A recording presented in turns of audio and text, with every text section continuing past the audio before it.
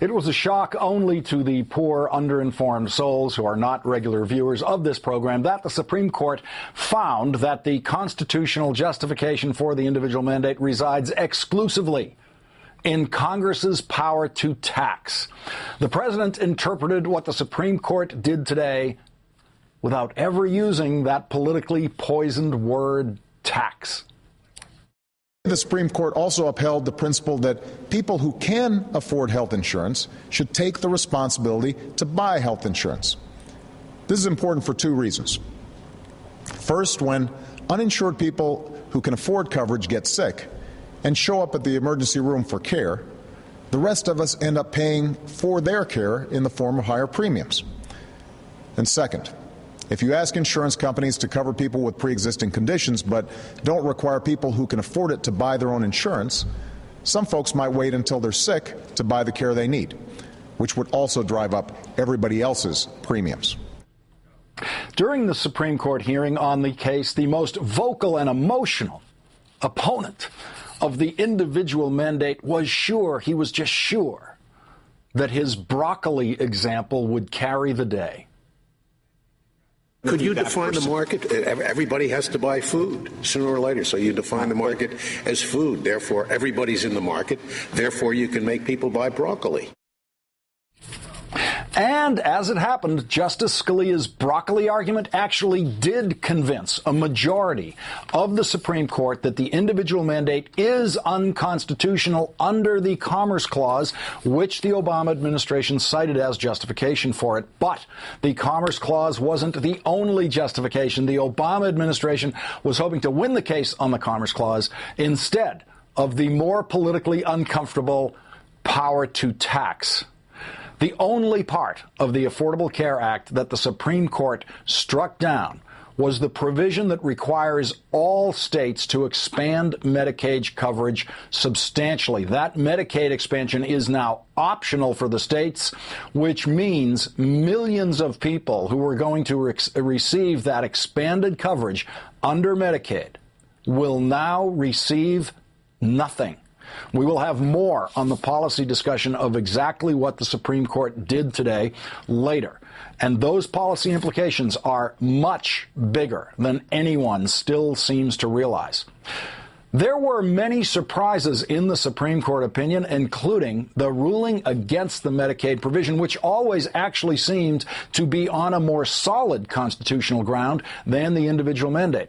Much has been made of the surprise, Chief Justice Roberts siding with the president on the individual mandate, but at least as surprising, if not more so, was the defection of the president's former lawyer, the former Obama administration Solicitor General Elena Kagan, who ruled against the president on the Medicaid provision, as did Justice Stephen Breyer, who was appointed by President Clinton. There will be a lot of discussion today about the politics of all this, about who won and who lost. And so it's time to give the president his wish and discuss who won and who lost. Joining me now is the host of MSNBC's Now, Alex Wagner, MSNBC contributor Richard Wolff, the author of Renegade, The Making of a President, and Julian Epstein, former Democratic chief counsel to the House Judiciary Committee. Julian, the ruling was striking today in so many ways, obviously using the power to tax to sustain the individual mandate, but also on the Commerce Clause, saying very specifically that, yes, Justice Scalia's broccoli example is accepted by the Chief Justice and actually a majority of the court as knocking out the individual mandate under the Commerce Clause. It seems that this opinion is trying to write a very strict limitation on any future expansions of the Commerce Clause. That is the conventional wisdom as the way people read it tonight, Lawrence. But as you and I discussed the other night when so many people got wrong the Arizona immigration decision, I think people are greatly exaggerating that. What the court did on the Commerce Clause today was to draw this distinction between activity and inactivity. In other words, if you weren't part of, if you didn't want to buy health insurance, the federal government couldn't make you. And that was the distinction on which they said it didn't affect interstate commerce. I think that impact on other social social legislation is going to be minimal to nil, because I can't for a minute think of another example in which this activity-inactivity distinction would be made. So I actually think, and if you read the Roberts decision, the Roberts opinion, Roberts is actually backing up many of the earlier cases, Lopez and others, that chipped away a little bit at the edges of the Commerce Clause, but basically kept in place the jurisprudence for the last 60 years. So I actually think what the court did and what people are saying the court did on the Commerce Clause today is much, much more minimal in impact than is generally recognized. The other thing that was very important, as you pointed out very presciently 2 nights ago on the tax element, what was so surprising about what Roberts said in the decision today was that it was kind of obvious. Everyone thought this was kind of out of left field, but he pointed out, look, we have tax incentives for a whole variety of things, whether to go to school, whether to get married, to have a child, to buy a home. And this is no different from the tax incentives that we have all throughout the tax code. And he kind of said that this was a no-brainer. So the idea that this came out of left field, I think Roberts, in his majority opinion, just kind of debunked that. And it was very much to the point you made the other night. Yeah, Alex, it turns out that the Chief Justice also went on to give an example of legislation the Democrats haven't tried yet, which was if you wanted to provide a tax break for homeowners who made their windows more energy efficient, that would be constitutional. I mean, he actually went to great lengths to show just how solid that tax grounding is. But still, obviously, the president and the Democrats don't want to rely on that word just because it has these difficult political implications for them. Yes, certainly. I don't think Democrats are going to be touting the idea of a new tax, but again, and by the way, it's a tiny tax. It's like, you know, $90 if you exactly. And it turns out you don't even have to pay it because there's no enforcement provision. And of course, I mean, the benefit here is extraordinary, Lawrence. I mean, we were talking. Yes. The great thing about today is, I mean, the great thing about this Supreme Court case for the Obama administration is that they had done virtually no job. They had not sold it to the American public at all. And we talked about this earlier today, Lawrence. The veil of secrecy over the 2,700-page document is beginning to lift. Not only that, but of course, these provisions are going to take place. And it's not just children who can stay on, or youths who can stay on their parents' insurance plans till they're 26. We're talking about major changes in American society as far as health care. People are not going to be denied coverage because they have pre-existing conditions. You know, you and I think, differ on the expansion of the Medicaid coverage. I am of the mind that states are going to opt into that program. That could cover an additional 17 million people who are living at the brink of poverty. You were talking about families of 4 that are making $29,000 a year. They are going to have access to health care. I mean, this is a game changer for American society. Richard Wolff, you've, with your book, taken us inside Obama decision-making up close, including this difficult decision he had on how he was going to vote on the confirmation of Chief Justice Roberts. And as you write, it's very clear that he would like to live in a political world where he actually could have voted for a learned legal scholar like this. But the political, practical side of it came down on him, and he realized that the rulings that the chief might do over the years would be things that he would regret. But this apparently isn't one of them.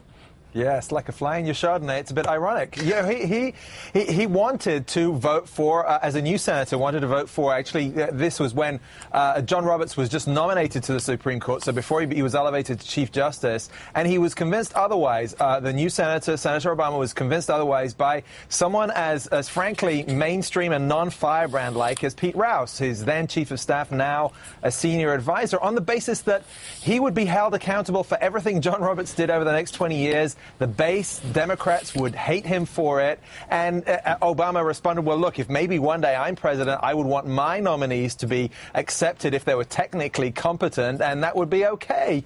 And Rouse said, well, look, for a start, in 20 years' time, no one's going to remember what you did, never mind give you any credit for it. So it's just as well John Roberts set aside the fact that Obama did not vote for him and, in fact, ruled on the law. Richard, what I loved about your account of that is that it reminded me of virtually identical conversations I had while working in the Senate with Democratic senators about the difficult question of voting on Supreme Court confirmations and what they should base it on. Julian, what do you make of the politics of this going forward for the president of the Democrats? It seems to everyone, I think there's one area of agreement. Today was a political win day for President Obama and for his re-election campaign. Well, first and foremost, it was a win for American people, for the tens of millions that don't have insurance. I think it was a win for the legitimacy of the Supreme Court. I think it was unquestionably a win for President Obama. More than anything else, this shows him as a strong leader at a time when Mitt Romney's dodging questions about immigration, can't articulate an economic policy. This shows him as a guy who's about action and who's getting stuff done. Secondly, it's going to be very, very difficult now for the Republicans to actually try to repeal this. There are many provisions of this that the Republicans actually like now, things like pre-existing conditions. There are benefits for seniors, benefits for the middle class. There are benefits for children on their parents' health insurance systems. So it's going to be very, very difficult now for the Republicans to take something away that's going to become increasingly popular. Third, Mitt Romney is on record at least a half a dozen times talking about the benefits of using tax penalties to go after the free riders. Exactly the provision that the Supreme Court validated today. It seems very hard for me to imagine how Mitt Romney is going to try to make this a centerpiece of his campaign.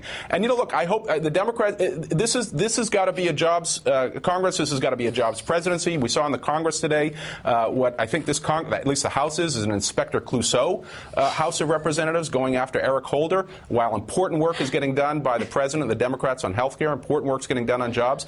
So I think this contrast between the president and the opposing party are starting to sharpen, and I think this is going to be a very, very important arrow in his quiver. Alex, Romney doesn't seem to be on the same page as the House Republicans. They just want to repeal. Romney's still doing that repeal and replace song, and they don't want any talk about replace. Well, what are they going to replace it with? I mean, David Frum actually had a great piece out saying that this is the Republicans' Waterloo. They are not going to do any. They're not going to raise any taxes. They're proposing to replace a 2,700-page document, which is policy thick, with a one-page document in a bid to show transparency. I mean, the idea that there is any stomach to relitigate this battle, I think, is a gross miscalculation. And Julian, an Inspector Clouseau Congress, I think, is a wild compliment at this point. Julian Epstein, Richard Wolff, and Alex Wagner, thank you all very much for joining me tonight. Thanks, Lawrence. Thank you, Lawrence. Coming up, two Last Word exclusives. Democratic House Whip Steny Hoyer will join me, and later the director of the documentary Sicko about our healthcare system, Michael Moore, will get the last word tonight. And we'll look beyond the individual mandate to what the Supreme Court actually changed in the healthcare law, and how, thanks to the Supreme Court, the Affordable Care Act will now provide much less care for millions of people.